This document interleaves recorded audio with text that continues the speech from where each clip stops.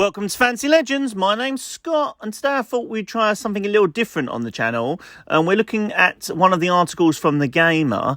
Final Fantasy 8's opening few hours are painfully bad, according to the writer from The Gamer here. I thought we would look into the article, what I agree with that 8 could have done better, and what I disagree with. So let's get on with it. Right, the writer begins with starting to state that he's played both Final Fantasy X and 7, and because of this, he decided to give 8 a go, and he starts with the question about what could possibly go wrong. Now, I know a lot of people have, misgivings about Final Fantasy VIII. I'm a personal fan of the game. I think, obviously, there are some things the game could have done better. And obviously there's some things that, the game did get right, in my opinion. The article states, and I'll leave the article up on the screen as we go through it. Well, guys, I wanted to like Final Fantasy VIII. I really did. I spent 16 quid on it. I have to like it. But damn, those opening few hours suck. Friends, rivals, antagonists, GFs, junctioning, drawing, all of those key aspects of the game crammed into the first 2 hours. And none of all are introduced well, but there are so many characters, but which one am I meant to care about? I've barely started playing, but they kept popping up out of the story.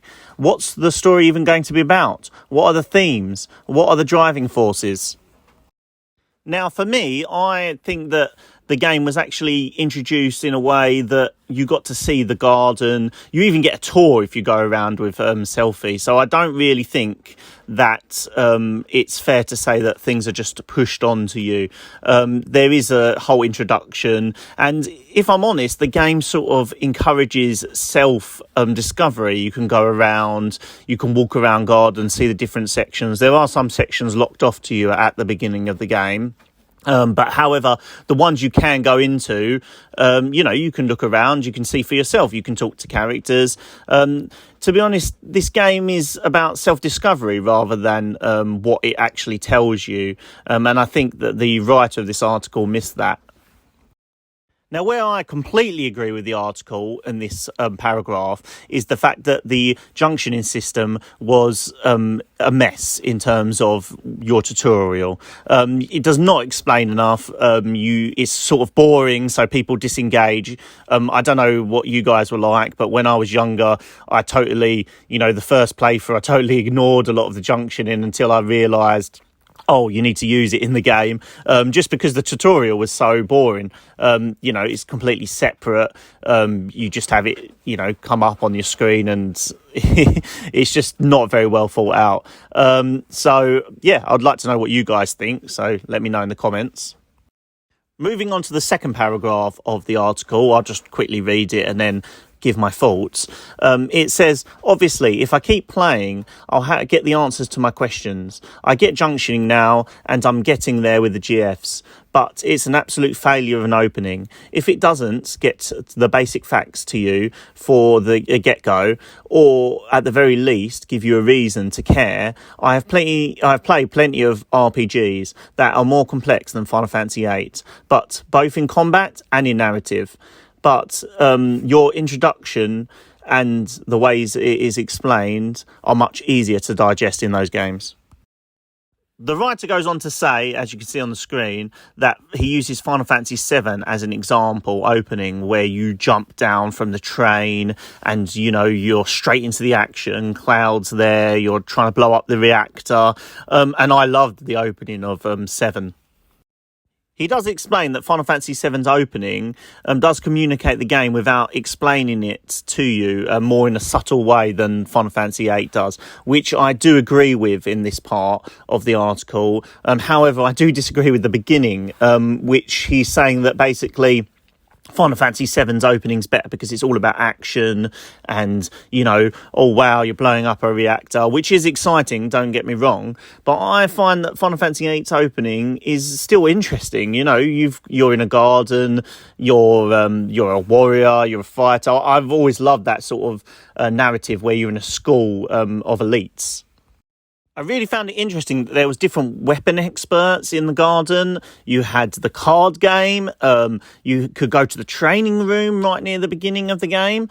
You could just have a look around the garden. You saw all the different sections. I just found it wondering at my age. I was about 12, 13 when I first played Final Fantasy VIII, and I found it amazing.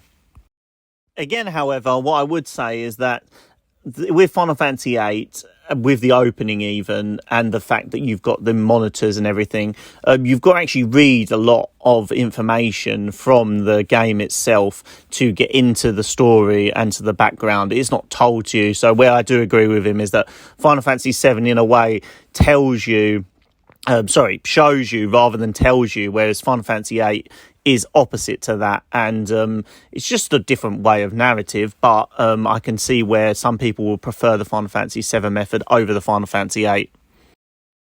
The last few paragraphs, which are on the screen, are basically him saying he's not too sure if he wants to continue with the game due to the communication of the introduction.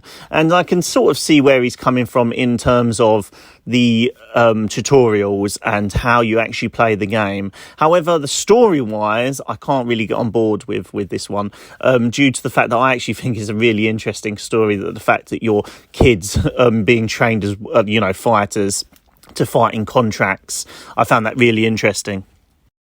So yeah, to conclude, I think that Final Fantasy VIII's introductory story is done quite well. However, I do agree with this article that the tutorials are a mess. There's too many of them. They're all straight at the beginning. They're all badly done in terms of, just walls and walls of text, or you've got to go through that introduction where it shows you one click by one click. That takes forever. And yes, I believe that you can skip it if you play again and again. I can't remember. It's been quite a while since I've played Final Fantasy VIII at this point. But yeah, I'm quite sure you can skip it.